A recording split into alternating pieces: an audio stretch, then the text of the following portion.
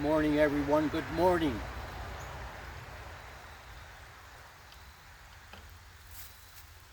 Good morning to my friends all around the world. Good morning, good people. Welcome, soul family. Welcome to my sacred grove.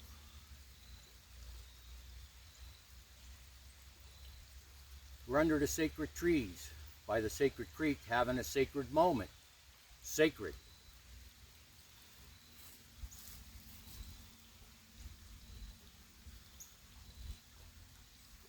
How is your heart today?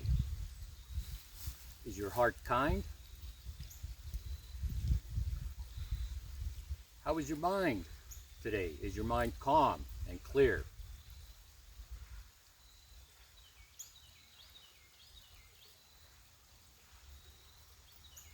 How to be happy in about 10 minutes, maybe more.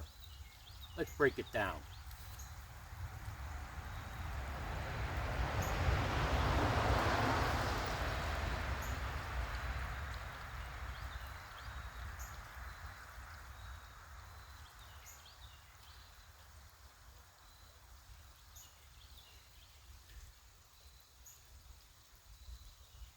People have been duped. People are under a spell. People believe things that aren't true.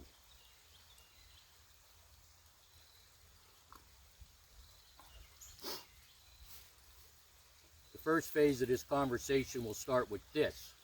1. The world does not revolve around you.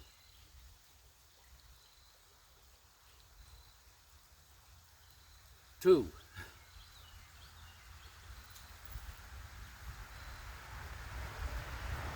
Your day will not go as you imagine it to go all the time. 3.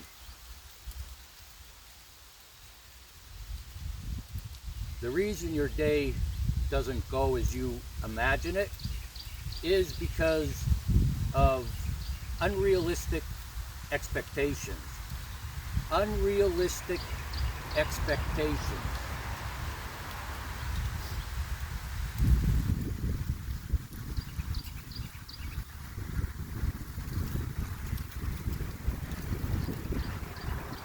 And again, I will mention how people, places, and things changed since our ancestors thousands of years ago, times of antiquity.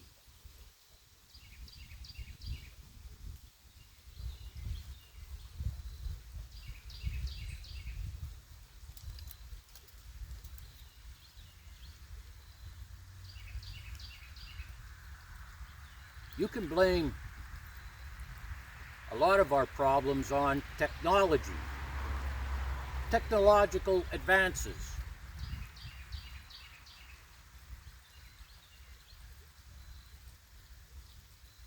How is that, Johann, you might ask? How does technology interrupt the flow of things? The flow.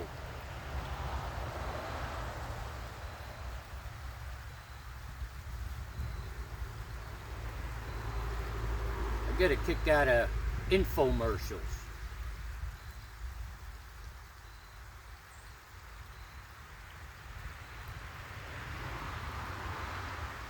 Buy this now while supplies last. You may never have this opportunity again. These things. We're talking about gadgets and devices and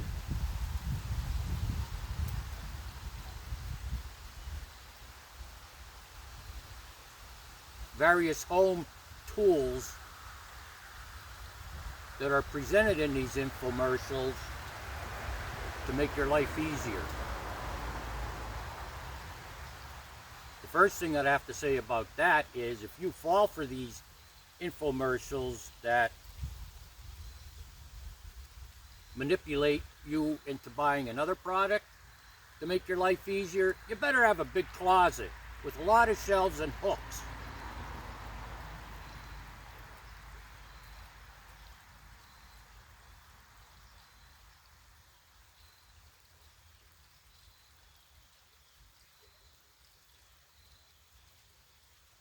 It's no secret. It's no secret.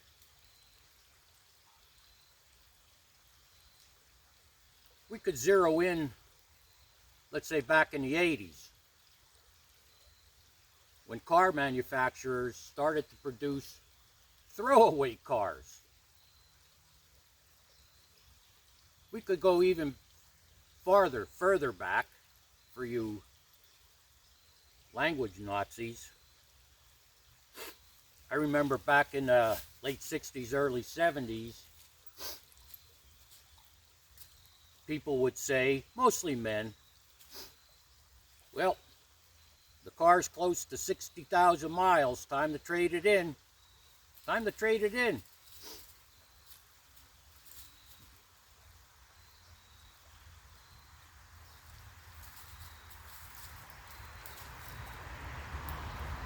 So here's a paradox, actually.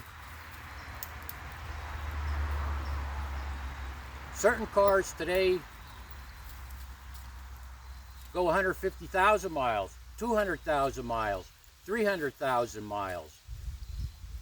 Depends on the drivetrain and continued maintenance.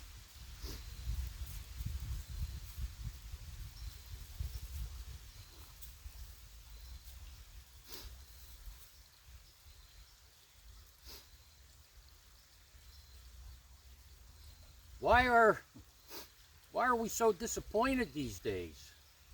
Why are we so frustrated these days? Why are we so annoyed these days?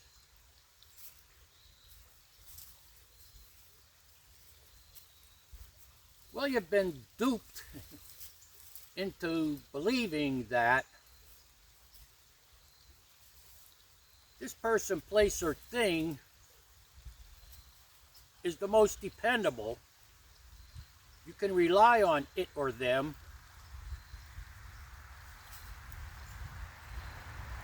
And it's not true. It's not true.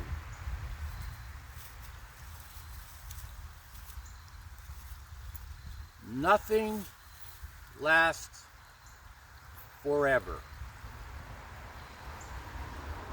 That's built by hands. Well, maybe concrete and stone monuments and statues. But then again, at the behest of religious movements and social movements,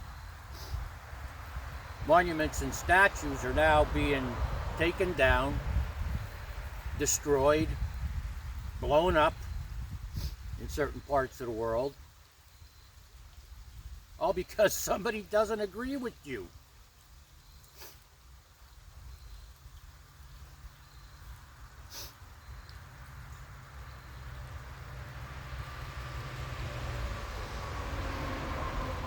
Have you ever heard somebody say, man, I got it made? And then that same person a month, 2 months, 3 months later are whining and complaining about a situation in their life. And if you're honest about it, whether it's a person, place, or thing,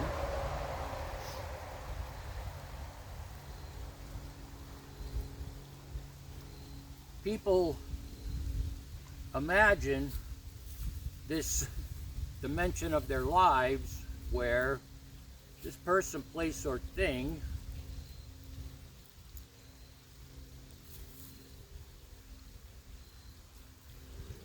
will lead to this existence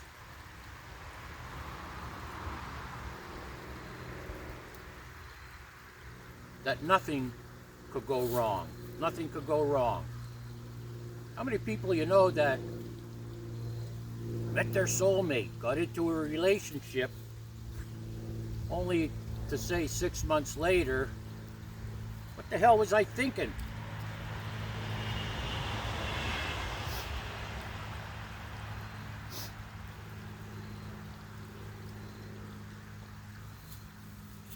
How many people do you know that bought a brand new vehicle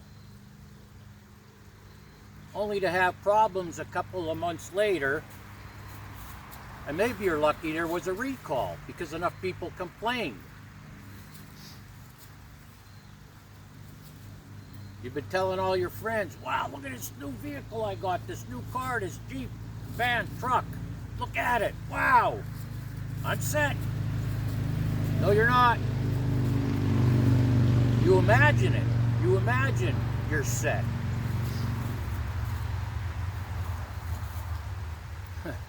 I have I don't know if I'm cursed with coffee pots, right?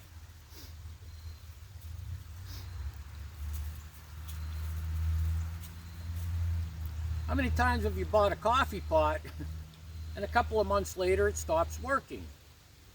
How many times have you bought a toaster and a couple of months later it stops working?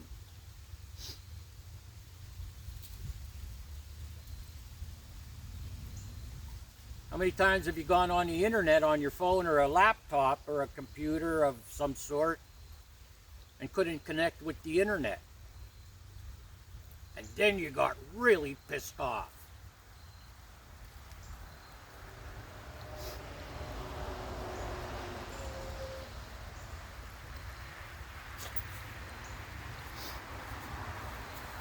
I was going to say here's the bottom line, but there are several bottom lines. There are several at the end of the day conversations.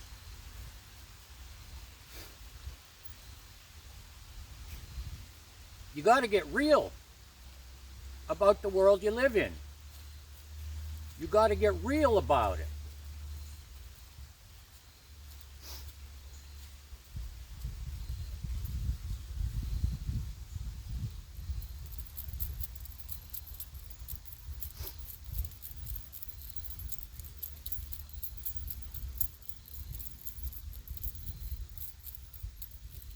Maybe you've come to the conclusion that, you know, a lot of products are junk.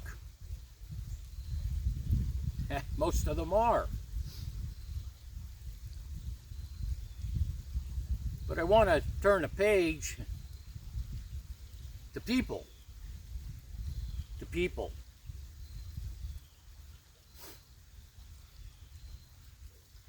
A world full of people that have unrealistic expectations will eventually clash, bump into each other, have differences of opinions that lead to fights.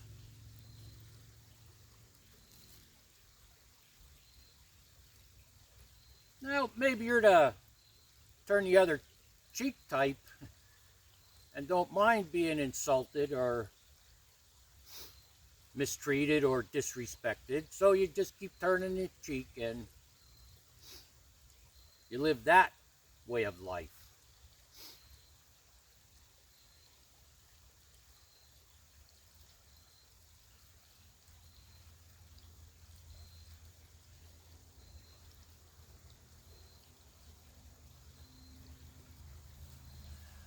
Going back to our ancestors.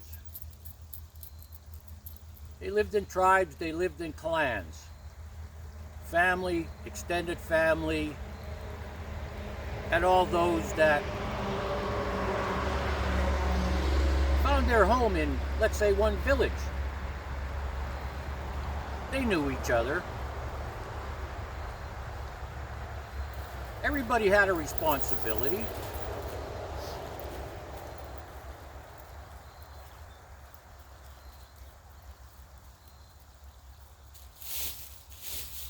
And it was more realistic then than it is today.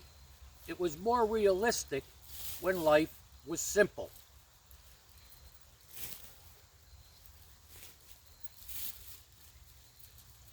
But you had to do your part.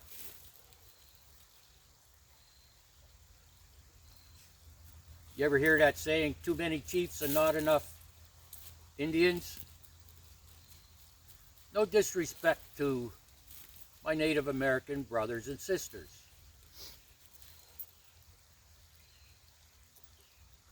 Who sang that song, Everybody Wants to Rule the World?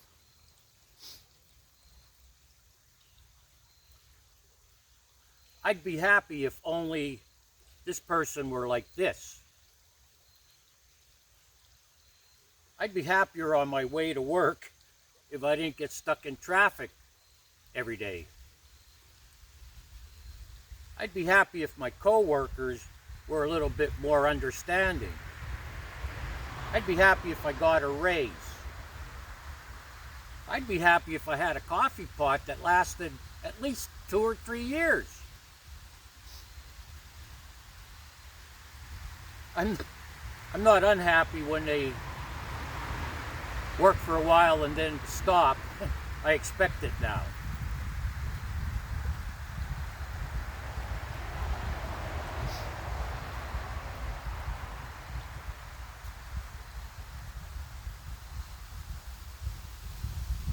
How to be happy in life is to understand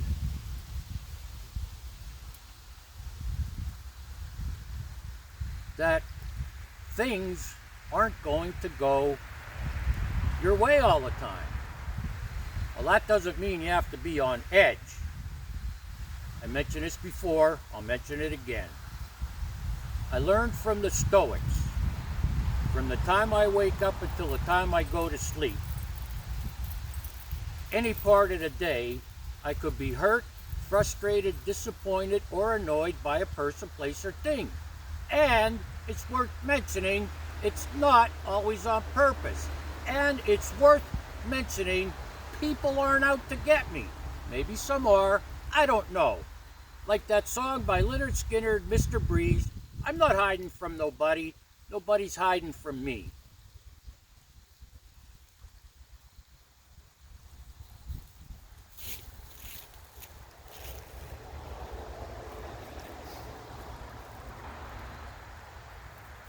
What makes you who you are? The car you drive? The house you live in? Groups and institutions you associate with? The job you have? The clothes you wear? Your $200 coffee pot that makes cappuccinos and all those other things? And it's all good, as long as it's all good. Follow me? It's all good as long as it's all good. As soon as something goes wrong, people fly off the handle or they get depressed. As if these things last forever. As if these things are so perfect, nothing could go wrong.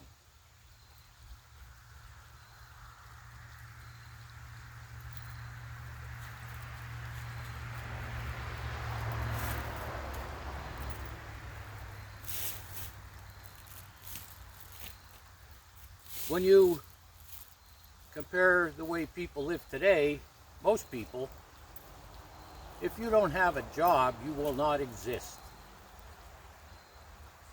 Which is a far cry from how our ancestors existed in a village, let's say.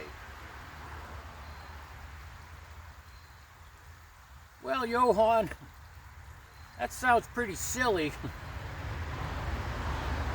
because there are all these advancements, and why shouldn't we take advantage of them? I think I described why. You get unrealistic expectations.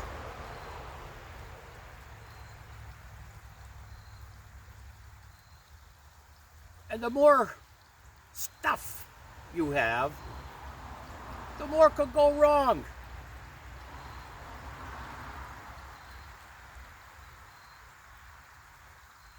And instead of going about your day like our ancestors did, you knew what your responsibilities were. That's what supported the tribe, the clan, the family. People knew you. We've been thrust into this system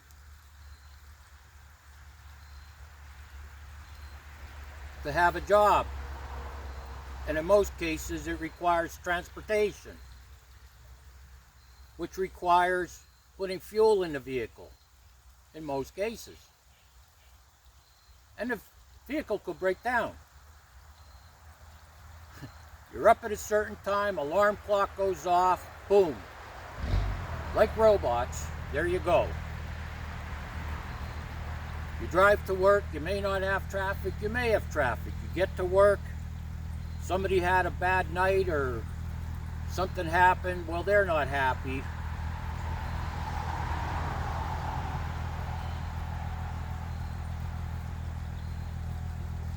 Here in the United States, it's election season. Well,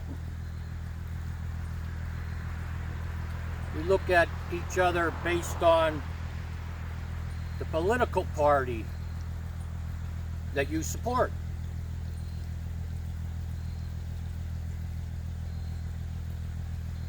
And because of 24-hour media coverage, because of propaganda, depending on the news station, left or right propaganda, people are at each other's throats.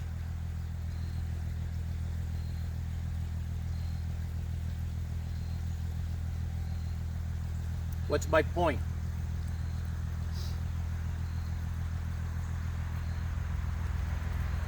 I don't know how many different definitions there are of what people call the Matrix, okay? To me, the Matrix is a system. And inside that system are subsystems. I'm describing them all to you. Subsystems. I need a car, I gotta get a loan.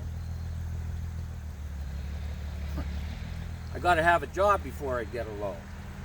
All these things I'm talking about.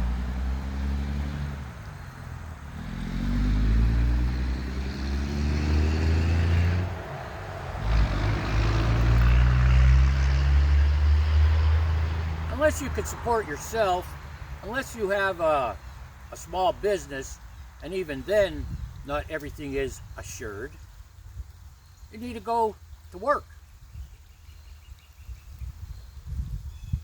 You ever hear stories about people that work for a certain company, group, or even just one individual, and they said, I'm not getting paid today. There's a problem. I'm not getting paid today. Maybe with payroll. Back in the 90s, I had a construction job run by a man and his wife. We'd get our checks, go to a local bank, and the check would bounce.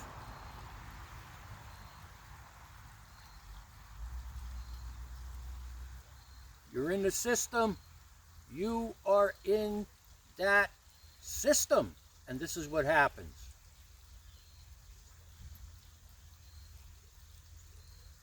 I'm retired now. A disabled veteran. Every morning I sit on my deck for 10 or 15 minutes, maybe more, and contemplate the coming day. Like this river behind me, this creek, or babbling brook. If you've ever walked a babbling brook or a creek, the creek flows and you get to a spot where the water's still. It's like a pond in the middle of the creek or babbling brook. Water's running into it, water runs out of it. So when I sit in meditation in the morning, that's how my mind is. And then it comes to a spot, a time my mind becomes still.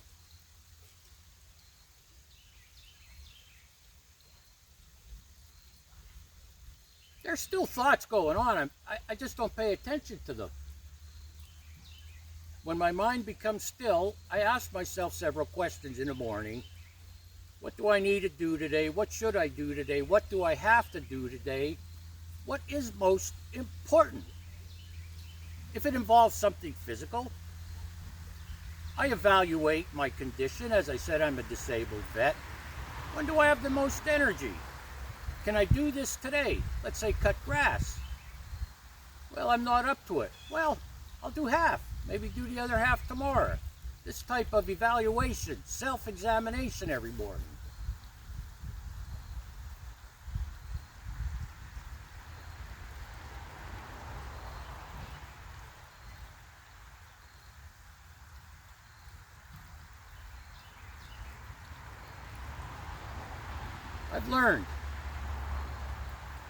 I've learned because of the society that we live in today, how it's affected, how it's manipulated, how people are twisted into certain beliefs. I don't have to associate with everyone. I'm not saying I don't socialize. I do socialize. I go to several stores, 2 or 3, a couple of times a month to get supplies. I live in a village here. There's a Family Dollar, Dollar General at the end of town. I don't get food there because there's nothing healthy there. But I got to know those people by their first names, and we have brief discussions as I'm going through the checkout. I don't like holding people up.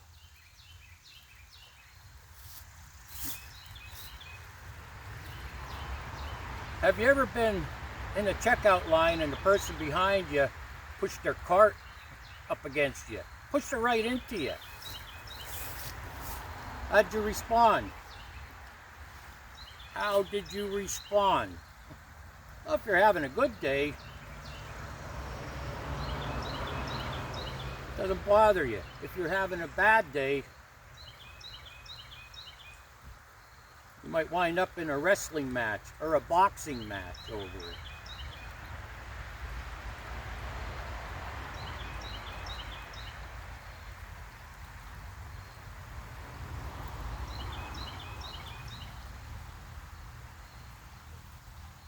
I don't live life on life's terms. I live life on spiritual terms. People that live life on life's terms, that's usually an eye for an eye, a tooth for a tooth. I think it was Gandhi that said, then everybody wears glasses, and it was Johann that said, then everybody needs dentures. I don't live life on life's terms because life isn't always fair and people aren't always kind. People that aren't always kind, it doesn't mean they're out to get me.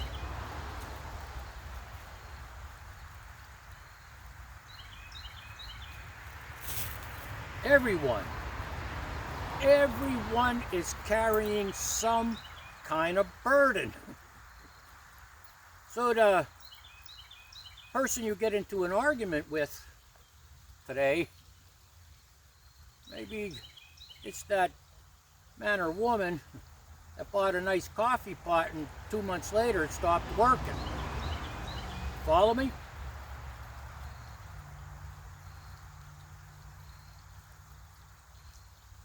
So I live life on spiritual terms. I start my day off with meditation, as I explained. I understand everyone is carrying a burden. I understand not everyone has it together, so to speak.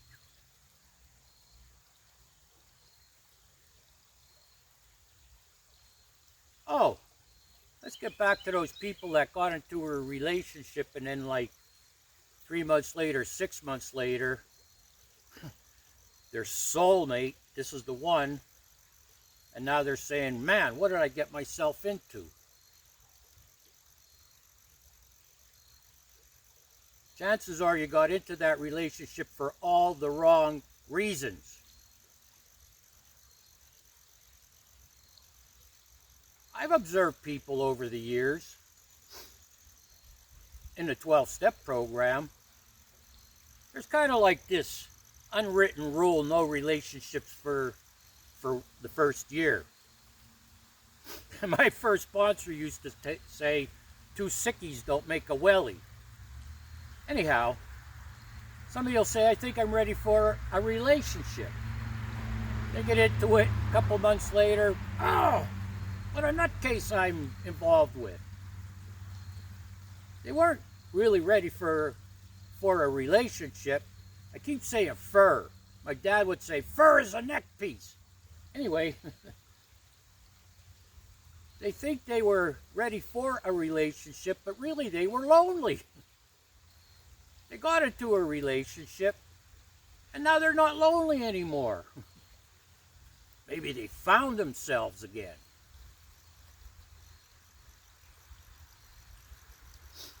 Maybe you're a sex addict. Maybe you're a porn addict. You think that's your soulmate, but in the back of your mind, you're thinking sex, sex, sex. So you get into this relationship, you satisfy your sexual pleasure, desire, and now what? You've moved into their apartment or house, they've moved into your apartment or house. Same thing with the lonely people. Now all of a sudden you're not lonely. Now all of a sudden you've been sexually satisfied and you're like, how did I get myself into this mess?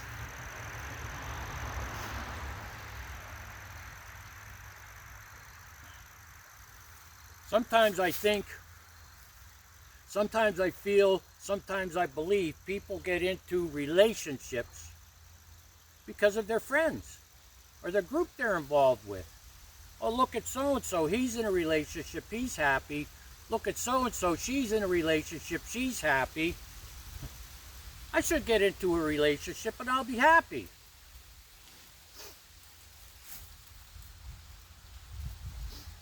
Maybe, just maybe, you don't have, or I don't have, what it takes to be in a relationship. Well, you shouldn't get into a relationship if it's to satisfy loneliness.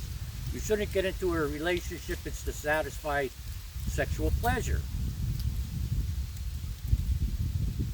You shouldn't get into a relationship if you're the type of person that exists daily, balanced and grounded, based on the maintenance of your spiritual condition, because the other person may not be into that.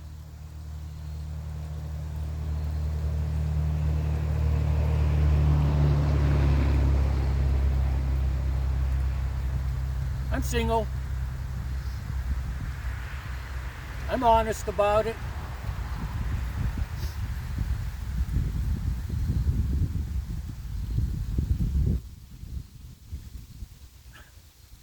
I don't want to get into a relationship for all the wrong reasons.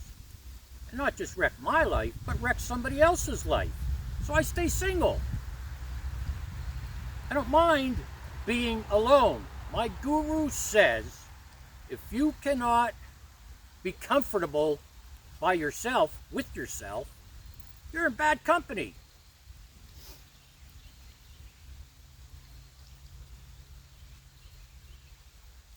I'm comfortable being alone. I'm not lonely.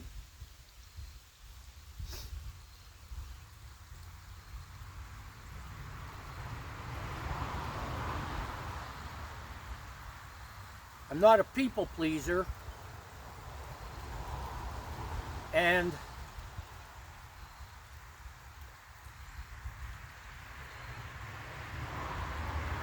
who I am, I don't need other people to constantly approve what I'm doing or put me up on a pedestal. Okay? Been there, done that. Boom.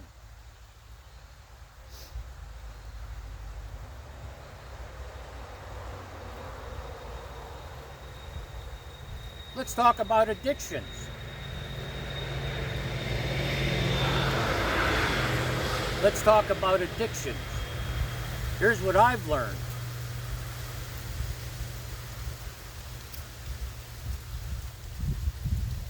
I was introduced to the 12 steps in 1988.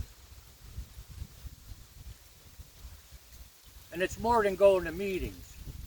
It's about maintaining a spiritual condition. And to have a spiritual condition, you need some spiritual principles to live by.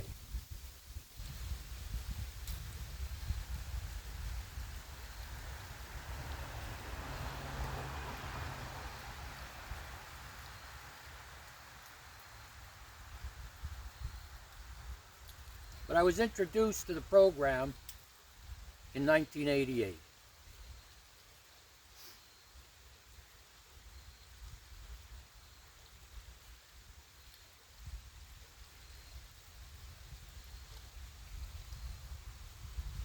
I live by spiritual principles based on my studies of spiritual paths and ways, religions, doctrines, tenets.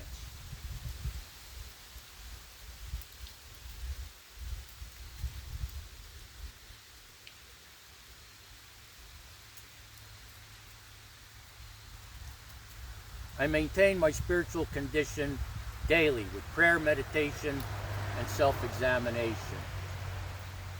I'm not fooled anymore. I am not fooled anymore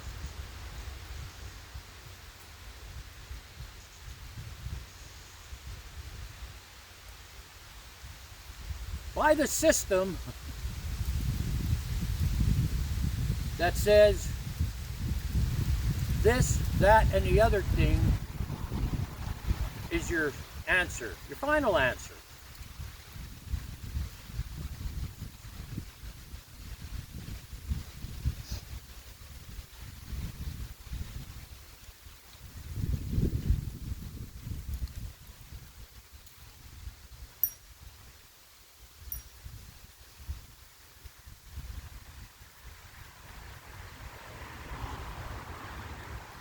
I've observed people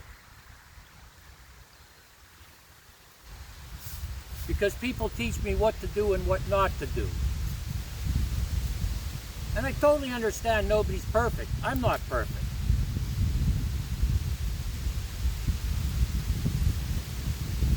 I've done away with false beliefs. Well, the wind is catching up now. I hope my phone doesn't fall. I'm not caught up in false beliefs. I'm not caught up in false expectations. I still have an imagination, but I'm realistic about it.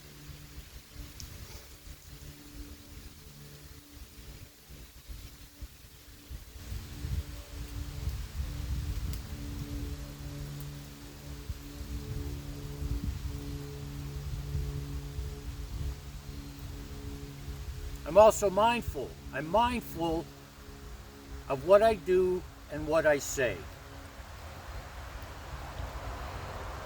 I understand my actions have consequences. There are good consequences and there are bad consequences.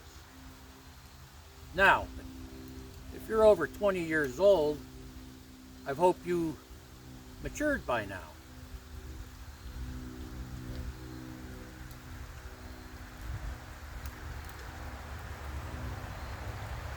A lot of people I know are just silly, plain silly.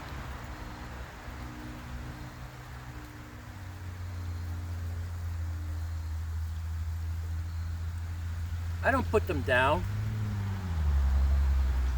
but I don't associate with them either because I know from my experience that can rub off. Well, the same could be said if you're on a daily basis grounded and balanced. That could rub off on some people. But in most cases it doesn't. They prefer being silly. They prefer drama. They prefer flipping out every time something doesn't go their way.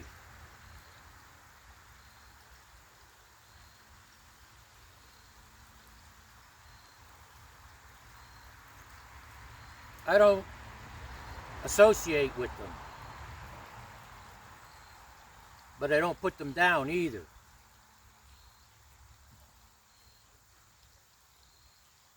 If drama, unrealistic expectations, flipping out every time something doesn't go your way, if that's your lifestyle and you're fine with it, have at it.